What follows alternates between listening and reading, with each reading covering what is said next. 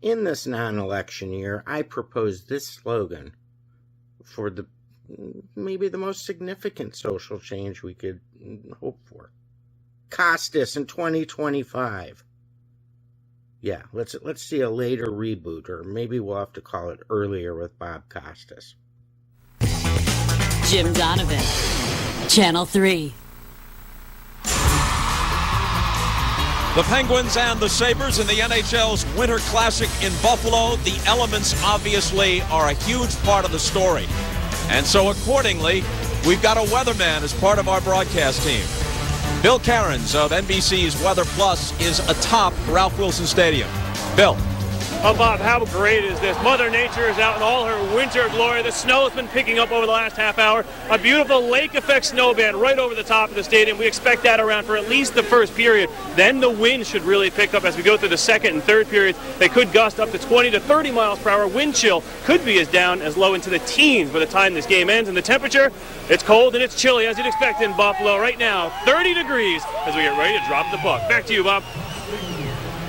All right, Bill, thanks very much. You know, it's rare that a goaltender will talk on game day, but the Sabres' Ryan Miller made an exception, and a short time ago he spoke with Darren Pang. Here it is.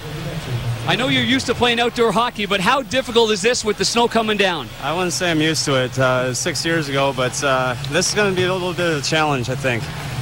Just get a feel and warm up, see if there's any adjustments, but feels good. You're going to wear the toque the whole game around? Yeah, it's pretty cold. and what about difficulties with Pittsburgh coming at you with the snow coming down? They're good enough without the snow, so just sit back, make my reads, and try and get in the way. Ryan, thanks for joining us. Thank you. All right, Mike, the anticipation building. There really is something special about this atmosphere. I can tell just standing here next to you that you're feeling it. Zamboni's going to dump all over you right here, Bob. Look out. Whoa! Back up the truck. The big factor here for Ryan Miller is the cold. He's not going to be skating up and down, over and across the ice. He's just going to be standing there in net. He's going to want a little activity. Otherwise, he's going to seize up by the end of this first period. Something we're also going to see, in keeping with the tone of the afternoon, a throwback move by the Penguins. They're going to wear those powder blue uniforms for the first time in some 30 years. Well, I hope they have better luck with the powder blue than they did when they originally wore them. That's when they wore them when they weren't very good, prior to Mario Lemieux and Sidney Crosby. Now they're a team to be reckoned with. All right, Mike, we'll see you between periods. When we come back, we'll drop the puck and get it underway. Doc Emmerich and Eddie Olczyk will have the call as the Winter Classic commences from Buffalo, New York, right after this break.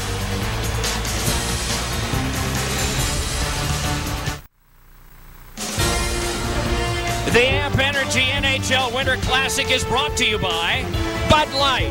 Endless refreshment from start to finish. Bud Light keeps it coming.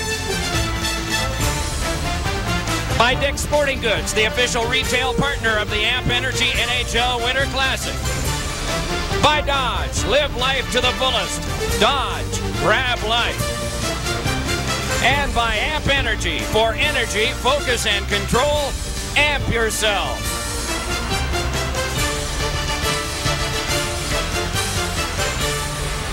Snowy day, celebration of hockey in Buffalo.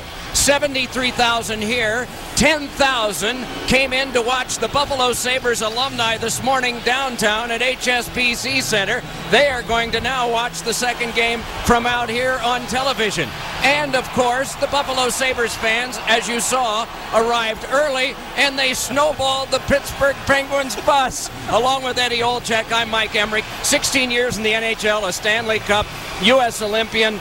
Does this take you back to your days in Chicago? As much as I've been marooned at O'Hare Airport, I'd have to think you had a little snow. Well, many a days, Doc, and hearing Mike and Panger doing all the interviews, I take it back to when my mom would not let me go outside and play outdoors, whether it was a rink my dad would make back in Chicago or in the outdoor ponds. I had to put Vaseline on my face to protect from windburn, and I had to put plastic baggies on my feet so I wouldn't get frostbite. I don't think these players are going to that extreme, but again, preparation, the long underwear, the trainers have done a tremendous job, but Doc, this certainly brings me back a long time to my days growing up in Chicago. I know we've talked about the effects of the weather over the course of the day. From 10 o'clock this morning, we had sleet, we had a little bit of rain, we had the snow, of course, we even had some sunshine. What are the various effects that we'll have here? Let's pretend that somehow or other we get sun, which is kind of a long shot. Well, I think the elements, not only have to worry about the opposing team that you're playing against and the players because of the physical play of the National Hockey League, but the elements, the snow coming down, when you're skating into the wind, the moisture getting into your eyes. Guys are wearing shields.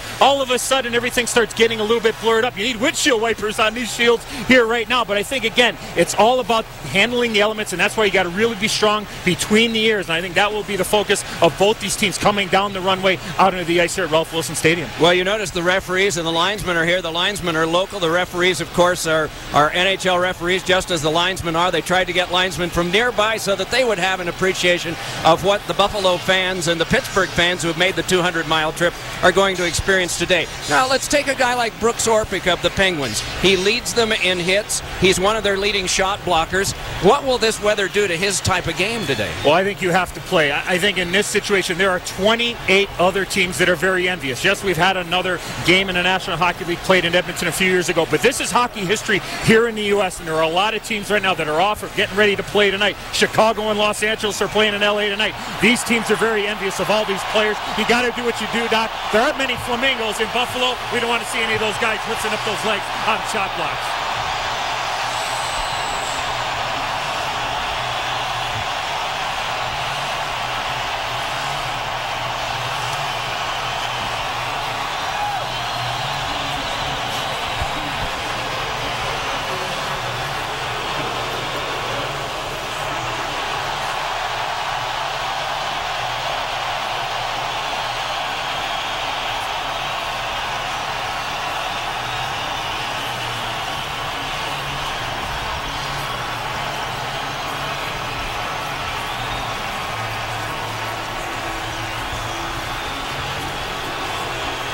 Sidney Crosby leads the entire NHL in assists. Youngest captain in history. He was age 19 when he was named captain over the summer. He has had a number of other historic leaderships that have never happened in the NHL, despite the great past and despite some of the wonderful youngsters who've come in. He was first interviewed at age 7 in Cole Harbour, Nova Scotia, his hometown of about 40,000.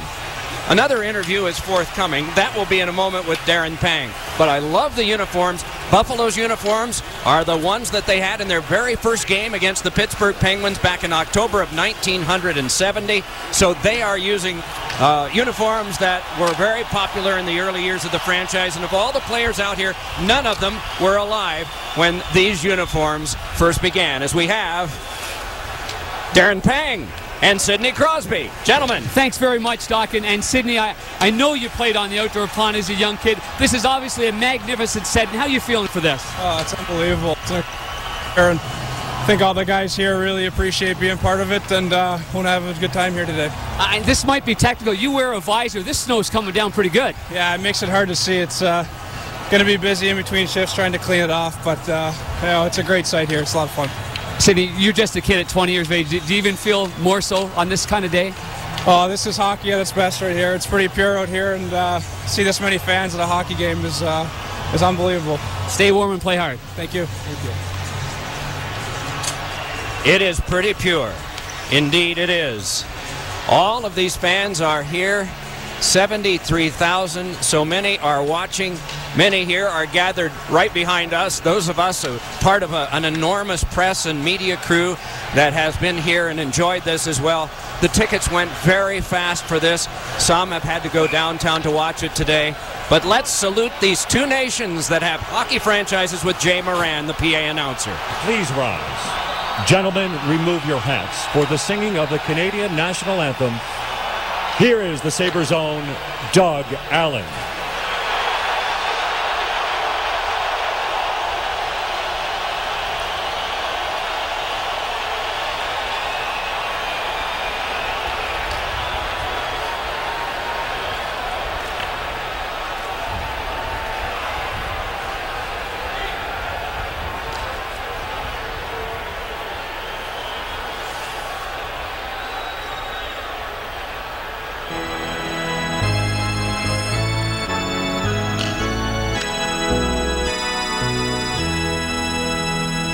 Oh, Canada, our home and native land, true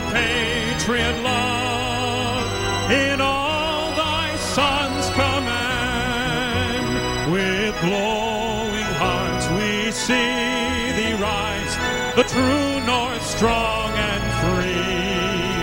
From far and wide, oh Canada, we stand on guard for thee. God keep our land glorious and free. Oh Canada, we stand on guard for thee.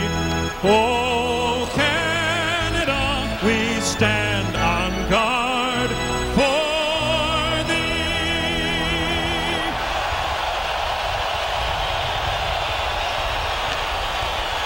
Please remain standing for the singing of God Bless America. Please welcome Irish tenor Ronan Tynan. Hello, Buffalo. Hello, America. It's a great privilege to be here to be making history today. We have two phenomenal teams, and today we're being broadcast all over the world and to our troops in Afghanistan. I've just come back from Afghanistan, and our troops are the most amazing troops in the world. They give unconditionally to protect our nation. We give them our prayers, and today we think of you with all our hearts and all our love.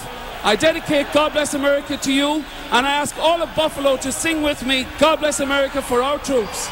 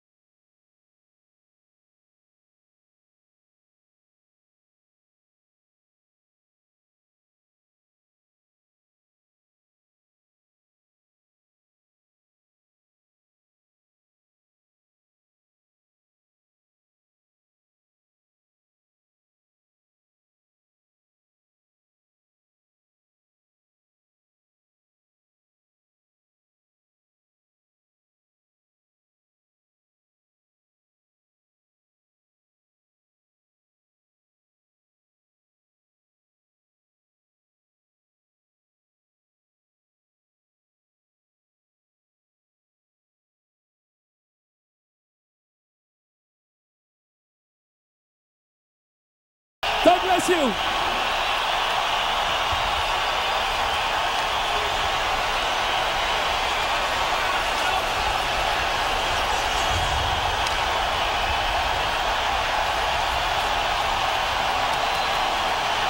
The Blackhawks are overhead. What a wonderful salute.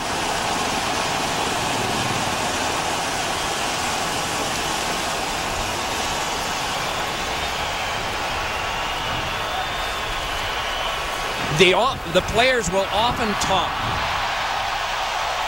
The ones, only 4 today, who have been in these games, and they'll talk about the long walk out and they'll talk about the practice, but the one thing they'll talk about most of all, their most lasting memory, is the sound of 4 times the biggest crowd they ever played before, all at once. 70-some thousand here today. And they're so far away from the rink as they're used to, Doc, on a nightly basis in the National Hockey League. This is just an unbelievable sight.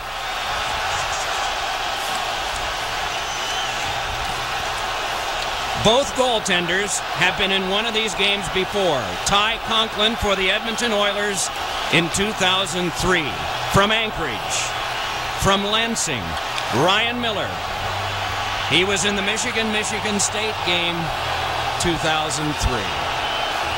Don Van Massenhoven, Mark Joannette, Brad Kovacic, and Tim Nowak are the men in stripes today. And Sidney Crosby's line starts against that of Tim Connolly. The Sabres are defending the end to the left. Welcome to the Dodge Intermission Report.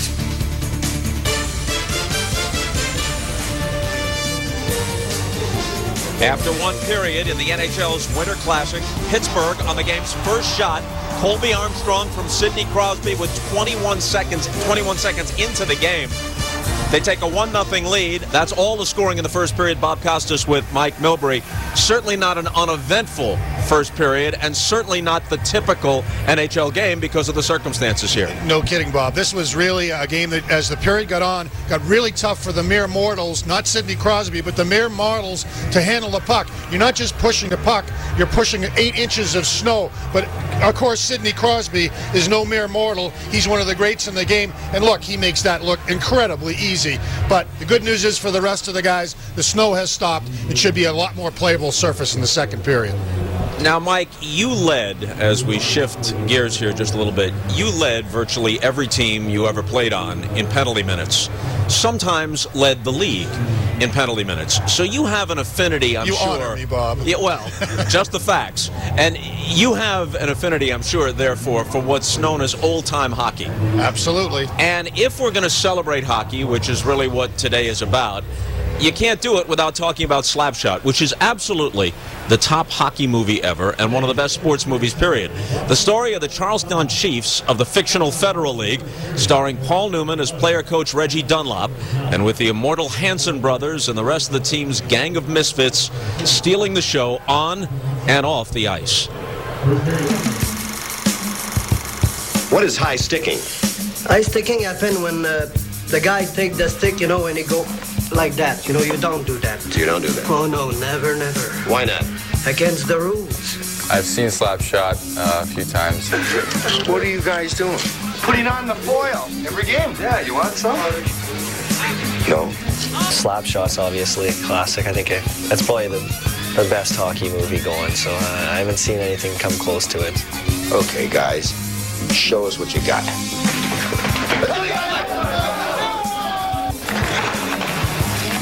And while the Hanson brothers were the most memorable characters in the movie,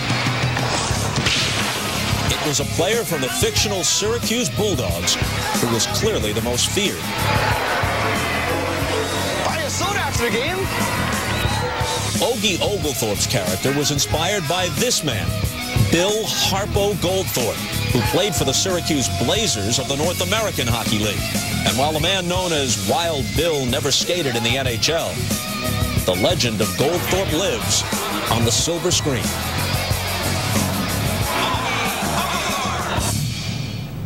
And how well I remember Bill Harpo Goldthorpe.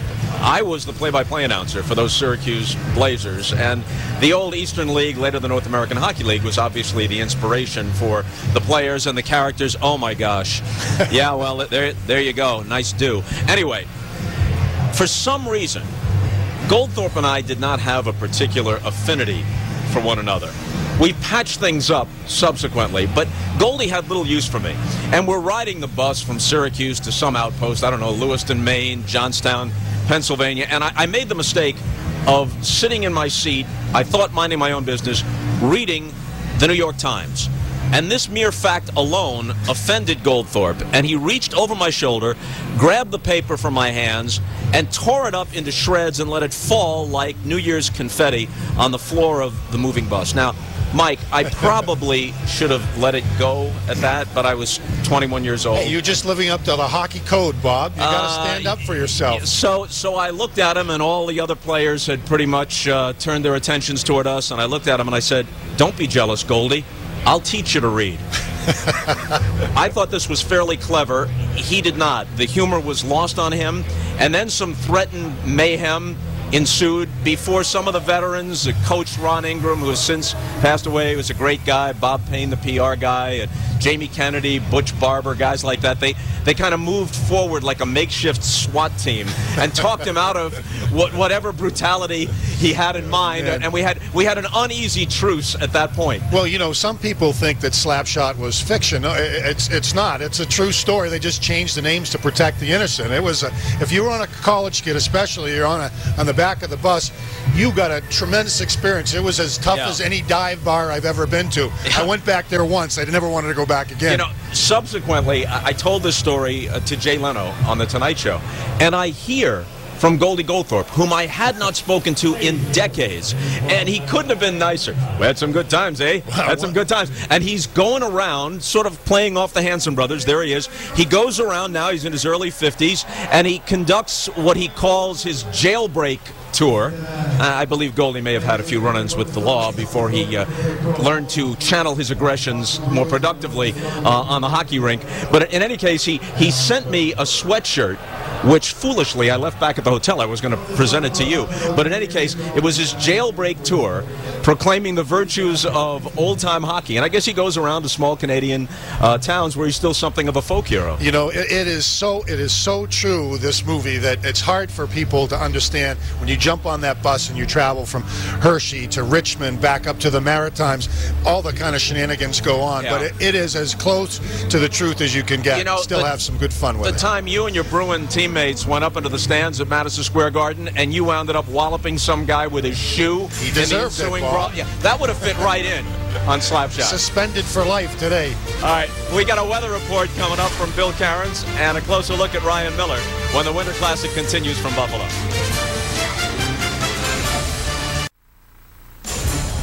After Colby Armstrong of the Penguins scored at 21 seconds on the game's first shot from Sidney Crosby. After that, Ryan Miller, one of the game's best goaltenders, had 10 saves in the first period. He and his Sabres now trail the Pens 1-0. Of course, here at the Winter Classic, the elements are a huge part of the story. Bill Cairns of NBC's Weather Plus has come in from out of those elements to this cozy little booth to update us on what to expect as we move ahead. The tropics in here. Yeah. This was 30 up on top of the booth. I had this in front of the heater. It's not 80 degrees in here. This is all $7 worth of good technology. That's bogus, but it's a good deal warmer than it is outside. It is. And, of course, the snow was a big issue the first half of the first period. It's going to get better. The snow has kind of stopped and let up a little bit. The best weather we're going to have is in the second period. The third period, the winds are going to start picking up. That heavy snow band is just south of the Buffalo area, so we're doing pretty well there. But look up to the north near Niagara Falls. That band of snow is going to kick down towards the third period. So the best weather we're going to have is for the good skaters out there, second period. All right, Bill, thanks a lot. We've just about exhausted our allotted time here between periods. Second period coming up with Doc Emmerich and Eddie Olczyk on the call as the Winter Classic returns from Buffalo right after this. You've been watching the Dodge Intermission Report, brought to you by Dodge. Live life to the fullest. Dodge. Grab life. Set against the lights, you get a better idea of what the weather is doing here. They are scraping the ice yet again. Gives Darren Pang a chance to talk with Michael Therrien, the coach of the Penguins. Thank you very much, Doc. And Michael, as a head coach of a National Hockey League team in this situation, how special is this for you to prepare your team and be a part of this? Well, we're privileged. It's exciting for the players. Condition, it's like it's pretty tough, but you got to fight through adversity for both teams. And like I said, we're fortunate to be here. How has the weather affected you as a coach or preparations for your players? We really try to keep it really simple. This is what we try to preach with our players when we start the game. And we don't want to make high-risk play. And this is what we're doing right now. We lost momentum the first 10 minutes of the second period. So we got to get back to basic, the good thing that we did in the first period. Can you encourage the physical part of it in an environment like that? Yes. We want to be physical. When you have to be physical, we got to win battles. That's the most important thing. When it's time to be physical, let's try to be physical. But what's most important is try to manage the puck. And we did it really well in the first period. We were able to create penalty with our puck management. I don't think we did such a great job in the second, but we're going to get back. Michael, thank you. Thank you. Not such a great job is right, because Ryan Miller has not faced a shot this period. He has not faced a shot in 16 minutes. But normally, when he faces shots, he is tremendous at stopping them. A young man who grew up in the shadow of a major university in East Lansing, Michigan, Michigan State.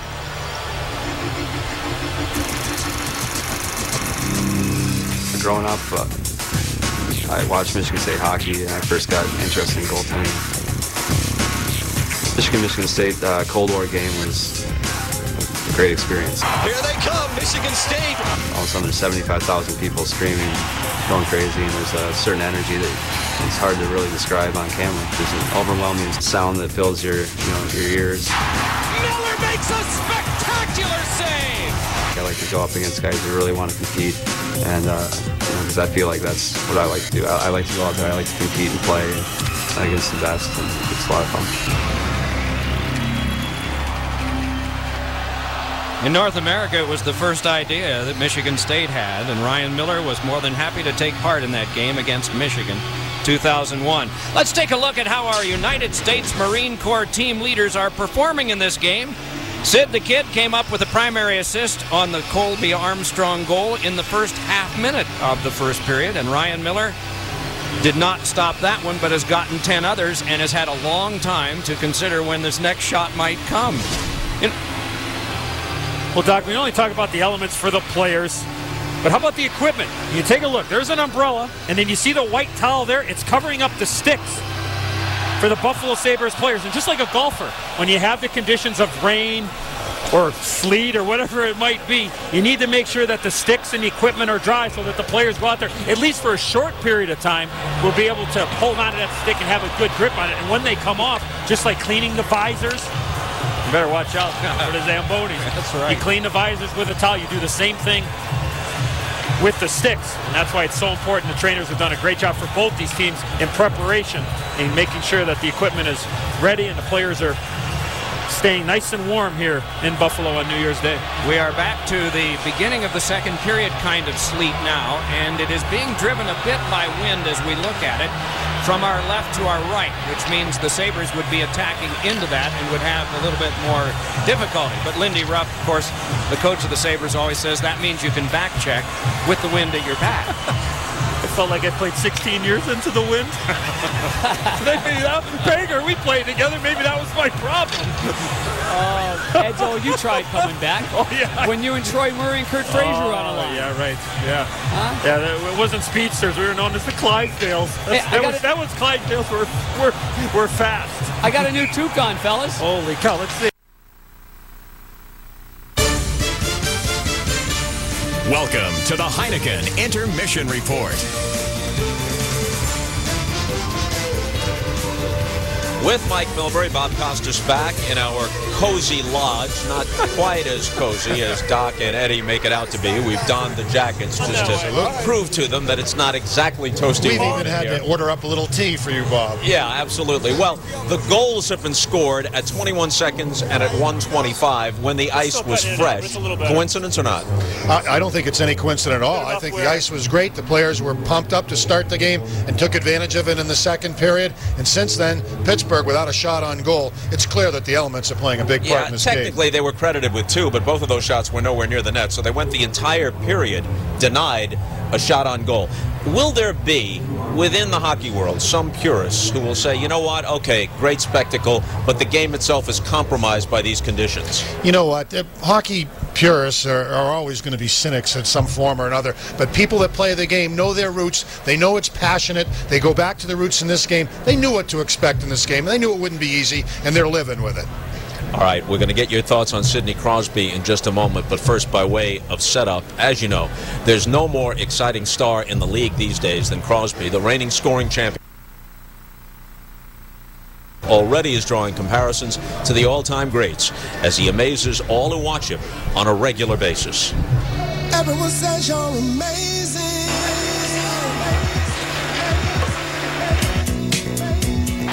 Sidney Crosby. An explosion of speed. Boy, he is Mr. Highlight. Seems like every game there's something that it kind of puts me in shock and of what he can do. Be ready for anything. Unthinkable spinorama pass or beating guys through 3 of them. It's unbelievable to actually think the stuff he can pull off, the people he sees out there. And the captain of your Pittsburgh Penguins, Sidney Crosby. I think for me, you look at it as responsibility, maybe a little bit added pressure, but at the same time, it's a huge honor. You think about it, that's the first one that lift the Stanley Cup every year. The game on his stick. Score!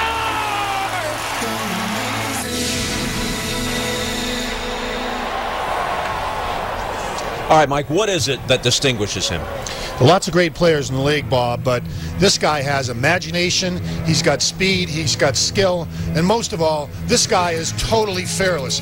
December 20th, take you back a couple of weeks, here he goes to the net against 6'8" Zdeno Chara, no problem handling that. Look at the quick hands and the feet to Malkin, that is tremendous skill. And to show you the fearlessness, here's Crosby in his first ever NHL fight with Albert Ference, and he's not kidding around here. He came to fight. He threw it as hard as anybody wants to fight with it, toe-to-toe, didn't bail out. This kid comes to play. He reminds me of somebody who was also a great player and now a Hall of Famer. Take a bow, Bobby Orr. Here he is, the game-winning goal. Talk about skill, talk about finesse. But this guy also had what Sidney Crosby has, totally fearless. And maybe it's his fearlessness that led him to a short career. He was not afraid to go where angels fear to tread. He got hurt many times, had 36 fights in his career. This guy was one of the all-time greats. Sidney Crosby reminds me a whole lot of Bobby Orr, positional differences notwithstanding.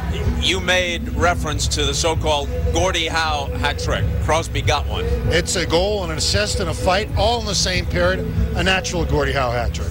Now, obviously, there have been some guys. Gretzky, for example, had one fight in his career, but it was kind of understood throughout the league that you don't go after this guy. Opponents didn't challenge him because it just wasn't the right thing to do.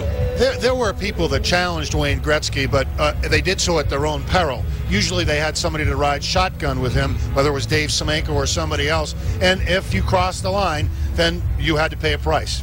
Obviously, Gretzky's play won him everyone's respect, but what happened recently with Crosby in the hockey world wins him additional respect. I don't mean beyond Gretzky, I mean beyond where he himself stood at this early stage of his career. Let's face it, there's a little bit of machismo in our game, and players like Crosby who stand up for themselves, stand up to be counted, in a fight as tough as that one was, he earns his spurs. All right, we're back to Buffalo with more of the NHL's Winter Classic in just a moment.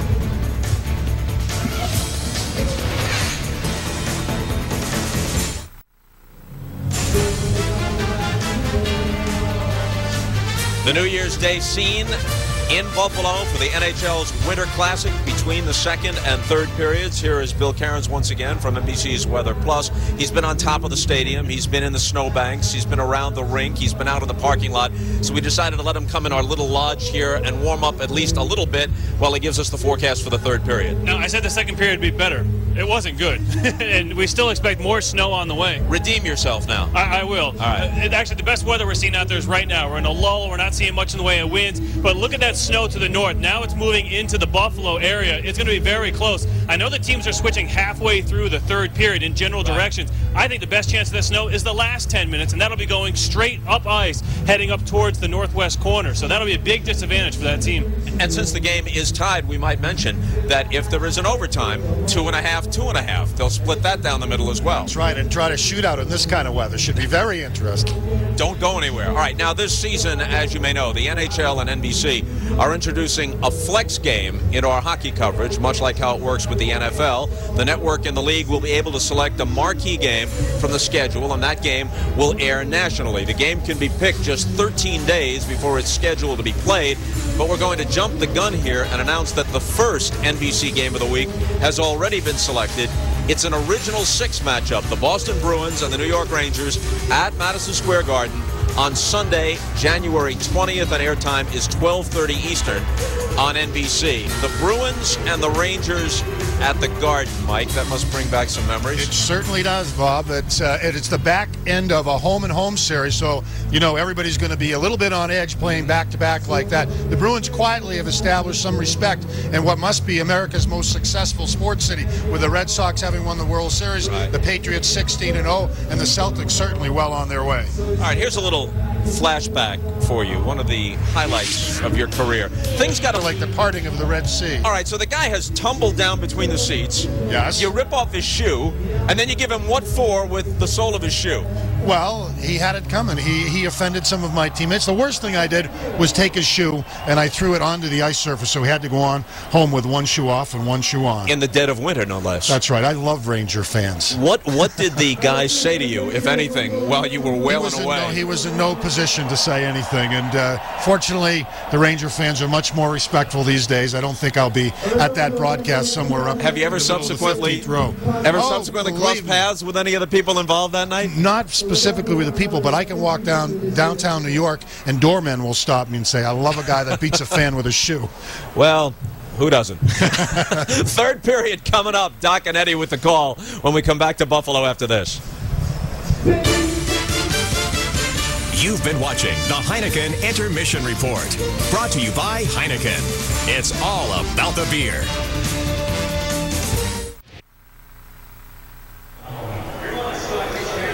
Well, you had a feeling it was going to wind up this way, going to overtime in Buffalo in the NHL's Winter Classic.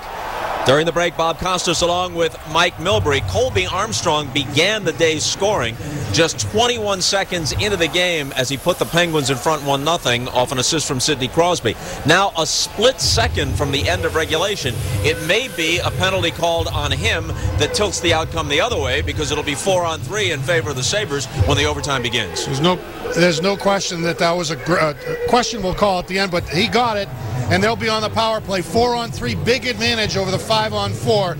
No question that the elements are still playing a big part in this one, but Mother Nature has thrown everything at us, and the NHL is throwing everything at us. It looks like we could have the shootout after this thing is over. Toward the end of regulation, the Sabres had a few opportunities to win it right there. They were applying furious pressure in the last couple of minutes of the game. Good pressure, but they just can't see the puck that well. It's not dragging that well.